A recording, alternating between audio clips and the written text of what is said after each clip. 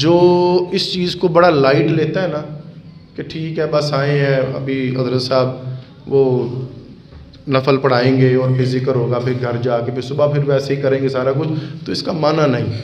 ये तो फिर आप एक्टिंग कर रहे हैं, फिर आप ड्रामा कर रहे हैं। बड़ी मस्जिद में भी महफ़िल है, वहाँ पे भी मैंने जाना था और तकरीबन अरसा 7-8 साल से मैं वहाँ पे महफ़िलों में शिरकत करता हूँ। और मैंने ऐसे लोगों को देखा है जो सारी सारी रात या अल्लाह मेरी तौबा, या अल्लाह मेरी तौबा, या अल्लाह मेरी तौबा, और सुबह उठ के फिर वही हथी, वही चक्की, वही झूठ, वही फ्रॉड, वही सारा कुछ। तो ऐसा ना करें। जब बदलना तो फिर बदल जाए, फिर जब बदलना है तो फिर बदल जाए। जिन लोगों को अभी तक ये खदशा है और अभी तक ये सोच रहे हैं कि मैं पहले उम्र तो हो गया, आज मैं फिर दाढ़ी रखांगा, तो आज ही क्यों नहीं रखते आप?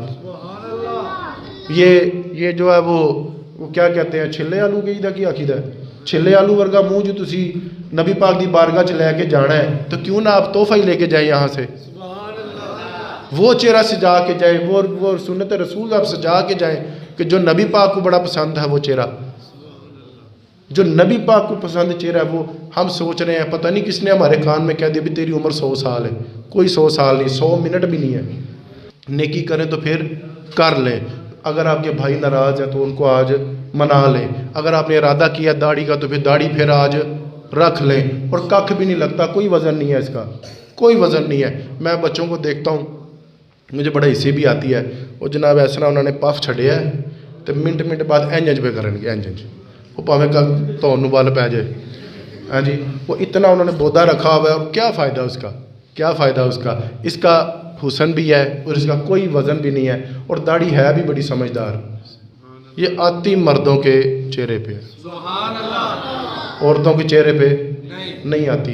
ये जब भी दाढ़ी आती है, जो लोग शेव करवा रहे थे, थोड़ी दाढ़ी बढ़ती है और आपको पैगाम देती है वो तुम मर्द हैं, और हम उस तरह पकड़ते हैं और सारी शेव नहीं, मैं मर्द नहीं।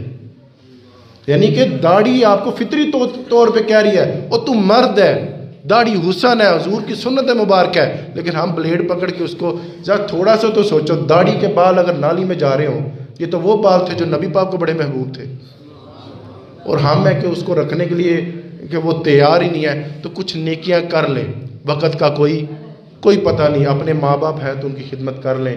अगर आपके घर की अहलिया है, अच्छा इतने भी एक मैं गल करदा चला, एक संगी थे, मैंने उनसे कहा कि आप ना कभी कभी नाल दी दे नाल, अपनी बीवी दे नाल थोड़ा बहुत हाथ भी बटाया करो, चलो होर नहीं तो 2 भांडे मांज दिया करो।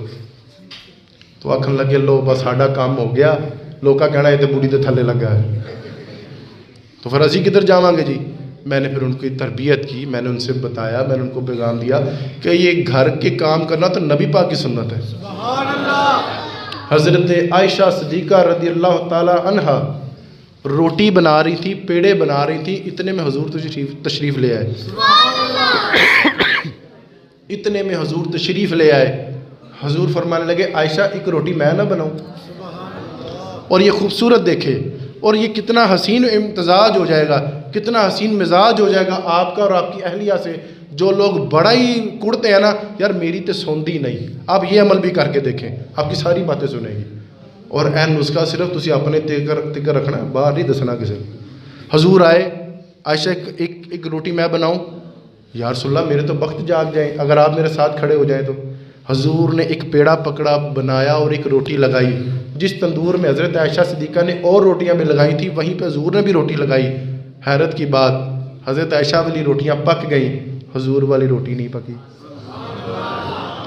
हज़रत आयशा सिद्दीक़ा ने ताज्जुब से पूछा, यार रसूलल्लाह मैं भी रोटियां पका रही हूँ, वो तो पक गई, आपने भी रोटी लगाई वो पकी नहीं। हजूर फरमाने लगे, जिस चीज़ को मोहम्मद के हाथ लग जाए सल्लल्लाहु अलैहि वसल्लम, जिस चीज़ को मोहम्मद के हाथ लग जाए, रब ताला उस चीज़ पर आग को हराम कर दिया करता है। यार मैं सोचता हूँ कि जिस चीज़ को मोहम्मद के हाथ लग जाए, रसूलुल्लाह के हाथ लग जाए, उस पर आग हराम है, तो जिस दिल में इश्क मुस्तफ़ा हो और जिसके चेहरे पर नूरे मुस्तफ़ा हो, वो क्या जहन्नुम में जाएगा? तो अपना ये इंतज़ाम आप करें। और हुजूर की एक बड़ी खूबसूरत सुन्नत जो हज़रत आयशा सिद्दीक़ा के साथ थी, हज़रत आयशा सिद्दीक़ा फरमाते हैं कि हुजूर जब गोश्त नोश फरमाते तो जहाँ से हुजूर ने गोश्त तोड़ा होता, मैं भी वहीं से ही उस गोश्त को खाती, और जहाँ से मैंने गोश्त को छोड़ा होता है हुजूर भी वहीं से खाया करते। एक और हुजूर की सुन्नत बता दूँ। हज़रत आयशा सिद्दीक़ा फरमाती हैं कि जिस प्याले में मैं पानी पीती, जिस तरफ से मैं पानी पीती, हुजूर भी वहीं से पानी नोश फरमाते। ये खूबसूरत सुन्नतें, ये खूबसूरत सुन्नतें। हम कहते हैं जी साड़ी बूढ़ी साड़ी सुनते नहीं। आपने कभी उसको इस अंदाज में सुनाया ही नहीं, आपने कभी उसकी दिलजोई की नहीं। जब आते हैं आप कहते हैं सिर बनने ने बच्चों के पैंपर दा सुनाई जाती, सवेरे सब्जी लैके आना वो सुनाई जाती, खर्चे पुजदी। तो फिर बंदा भी क्या करे, जब आप थके हारे आएंगे तो फिर सामने से भी आपको बंदा भी थका हारा ही मिलेगा। अगर आप सोने अंदाज में जाएंगे, हुजूर की सुन्नतों पर अमल करेंगे, तो फिर आपको भी वैसे ही बंदा। अभी तो हालात कुछ ऐसे हैं कि कोई मियाँ बीवी तो गली में भी नहीं चल सकता, लेकिन एक मुकाम पर सहरा था, हुजूर नबी अलैहिस्सलाम के साथ हज़रत आयशा सिद्दीक़ा थी। हज़रत आयशा सिद्दीक़ा फरमाने लगी, हुजूर दौड़ ना लगाइए, दौड़ ना लगाए। हुजूर फरमाने लगे चलो जी दौड़ लगा लेते हैं। हुजूर ने दौड़ लगाई, हज़रत आयशा सिद्दीक़ा ने भी साथ दौड़ लगा दी, हुजूर जीत गए। हुजूर नहीं, तवज्जो नहीं फरमा, हुजूर जीत गए, हुजूर आगे निकल गए। अब वह उस पॉइंट से वापस आना था। अब हज़रत आयशा सिद्दीक़ा फरमाने लगी, हुजूर अब वापस भी दौड़ लगाते हैं। फिर हुजूर ने दौड़ लगाई, इस बार हज़रत आयशा सिद्दीक़ा जीत गई।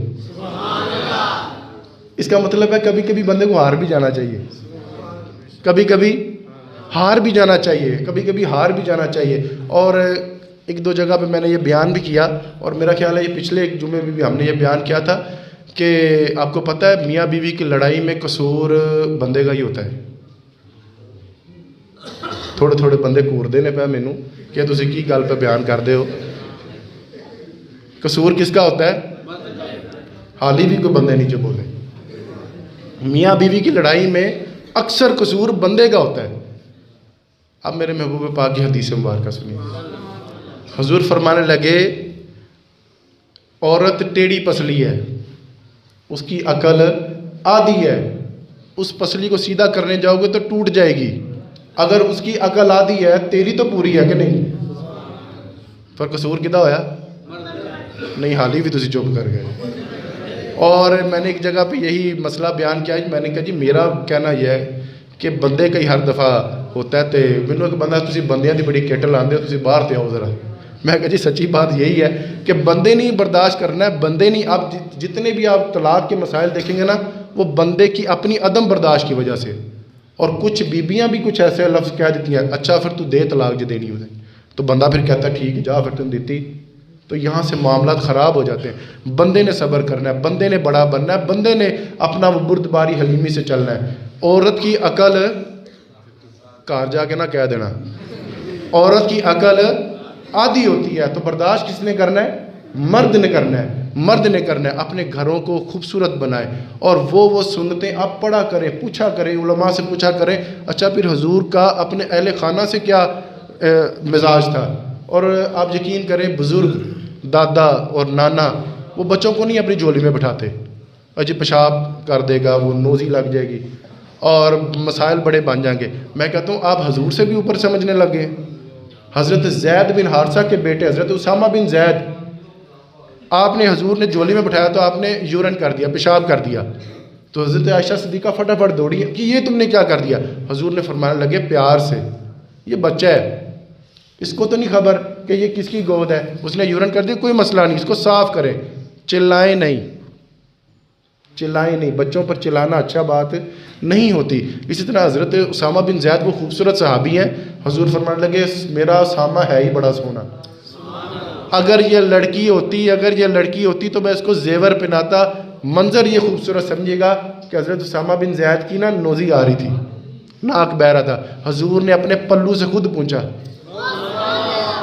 ये बच्चों के साथ शफकत, घर वालों के साथ शफकत, अपने भाइयों के साथ शफकत। आज अगर बदलना तो फिर बदल जाए।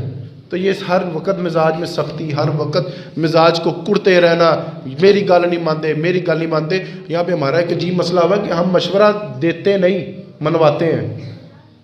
आपसे किसी ने मशवरा मांगा, मशवरा दें, मनवाएं नहीं। खराबी यहीं से पैदा होती है। लो जो तुसी मेरी नहीं मनी, भाई मशवरा था, लिया भी जा सकता है, लिया नहीं भी जा सकता। अब मशवरा दे, मनवाए नहीं। खराबियाँ से, अपने अंदर नरमी पैदा करें, अपने दिल को नरम करें, अपनी सोचों को नरम करें और पहला हक अगले बंदे को दें, अगले बंदे के लिए राह हमवार करें। मैं जितनी बातें कर सका, अल्लाह ताला मुझे और आपको अमल करने की तौफीक दे। वक्त भी बहुत ज़्यादा हो गया।